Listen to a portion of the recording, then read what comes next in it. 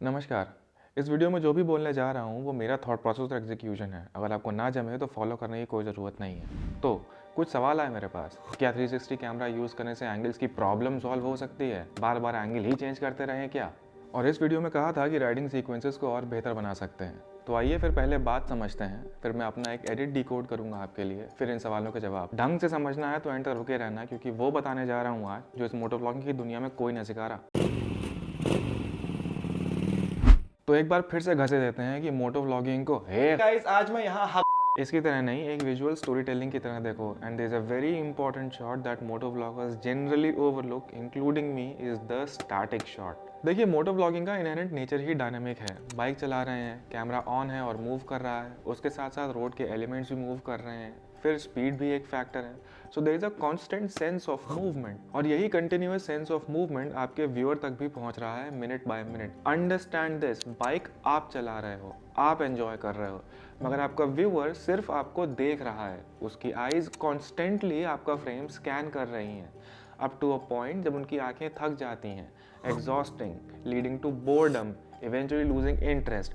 और उसके बाद तो पता ही है क्या होता है, भाग साला, जब देखो पकड़ पकड़ करता रहता है। इसीलिए कैमरे का आपसे और बाइक से कुछ शॉट्स के लिए अलग होना बहुत ज़रूरी है। हाँ हाँ, मालूम है, आता है तुमको, पर ये इतना सीधा भी नहीं है। देखिए, वीडियो का मतलब ही मूवमेंट है, फिर चाहे कैमरा स्टिल हो और मूवमेंट फ्रेम के अंदर हो, या फिर कैमरा मूव कर रहा हो लेकिन फ्रेम के अंदर कुछ खास ज़्यादा मूवमेंट ना हो।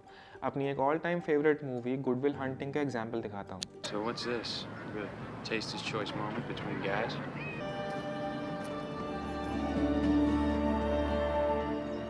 मगर आजकल तो हर व्लॉग में ज़बरदस्ती का zoom in, zoom out, pan, tilt, transition.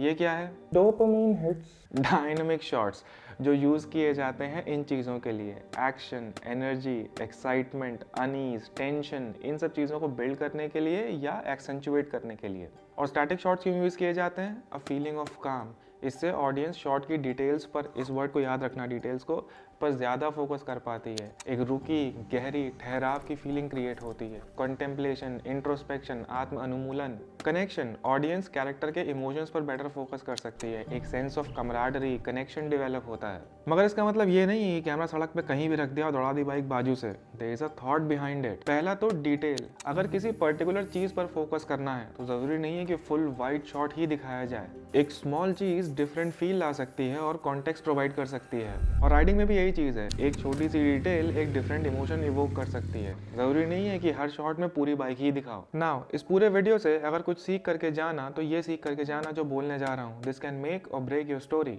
Composition and framing. अगर अपने आप को डोमिनेंट दिखाना है, like you are owning the road, आप कंट्रोल में हैं, तो कैमरा को मोटा मोटी व्हील हाइट के नीचे प्लेस करिए हल्का सा, ताकि जब वो शॉट व्यूअर देखे तो उस तक भी ये फीलिंग ट्रांसेंड हो। अगर एक रेगुलर नॉर्मल पर्सपेक्टिव दिखाना है तो ह्यूमन आई लेवल पे कंपोज करो शॉट को, नथिंग फैंसी। जस्ट लाइक कि आपका व्यूअर जो है वो रोड के बाजू में खड़ा हुआ है और आप जो है उसके बाजू से बाइक चलाते हुए जा रहे हैं। एनवायरमेंट दिखाना है तो लॉन्ग शॉट्स लो। ऐसे शॉट्स में आप कम और लैंडस्केप एंड जियोग्राफी ज़्यादा मैटर करता है। ऐसे शॉट्स ये फीलिंग देते हैं कि आप किस एनवायरनमेंट में राइड कर रहे हो, और व्यूअर को एक होलसम पूरा पर्सपेक्टिव मिलता है। किसी भी एक शॉट की फीलिंग उसके एलिमेंट्स के प्रोपोर्शन पे भी डिपेंड करती है। इस शॉट में देखिए मैं कितना छोटा सा दिख रहा हूँ, because it is about landscape and geography, not about me. मगर इस शॉट में proportionately I am more present, so it brings a different message. Notice करिए, मैंने ड्रोन की बात नहीं करी है अभी तक। अफोर्ड कर सकते हैं तो लीजिए, मगर हर शॉट साला ट्रैकिंग शॉट ही होगा ये भी किसी किताब में लिखा हुआ नहीं है। एग्जाम्पल के तौर पर ये बर्ड्स आई पर्सपेक्टिव देखिए, कितने अच्छे लगते हैं और एक डिफरेंट फील है शॉट का। उसके अलावा यूज़ द एलिमेंट्स जिससे आपकी ऑडियंस को स्केल और प्रोपोर्शंस का आइडिया हो। बढ़िया मून लाइट में एक अच्छा सा वॉल्केनो है, पर जैसे ही मैं आपका ध्यान वहाँ पर सामने खड़े लोगों की तरफ ले जाता हूँ, आपको स्केल का आइडिया होता है, प्रोपोर्शंस का आइडिया होता है। Another example, off road terrain है with something on the left, मगर मैं जैसे ही इसके बाजू से राइड करता हुआ निकलता हूँ, आपको स्केल और प्रोपोर्शंस का आइडिया हो जाता है। तो अभी तक हमने शॉट्स के स्टैटिक और डायनेमिक नेचर की बात कर ली। तो अब अपने मोस्ट रिसेंट व्लॉग में मैंने इस पूरे कॉन्सेप्ट को किस तरीके से यूज़ किया है आइए दिखाता हूँ। पहले 1.5 मिनट में कहानी का कॉन्टेक्स्ट सेट किया और सारे स्टैटिक शॉट्स, फिर 50 सेकंड की राइडिंग के बाद स्टिल शॉट, देन 30 सेकंड्स के बाद drone shot, something different than riding, then 20 seconds riding and a different shot, then 50 seconds के बाद स्टैटिक शॉट, देन 20 सेकंड्स के बाद एक्सीडेंट जहां कैमरा ट्राइपॉड पे था। फिर थोड़ा आगे चले तो ड्रोन एंड पीओवी शॉट्स को मिक्स किया बट मूवमेंट रखा, क्योंकि फ्लो नहीं तोड़ना था। द होल पॉइंट इज कि इस सीरीज में जो कुछ भी सिखा रहा हूँ आप उन सारे एलिमेंट के साथ कैसे खेलते हैं, अपने नैरेटिव को कैसे स्ट्रक्चर करते हैं to tell the best story that you can within the resources that you have. तो हाँ, थोड़े एंगल्स चेंज करने पड़ेंगे, रुकना पड़ेगा, शॉर्ट्स में वैरायटी देनी पड़ेगी, और ये चिरकुट मोटोलॉग करना है ना तो जाते जाते 2 सच्चाइयाँ और सुना देता हूँ। इतना सब कुछ करने के बाद भी किसी भी एक वीडियो पे 30% भी रिटेंशन अगर आ जाए तो बहुत बड़ी बात है।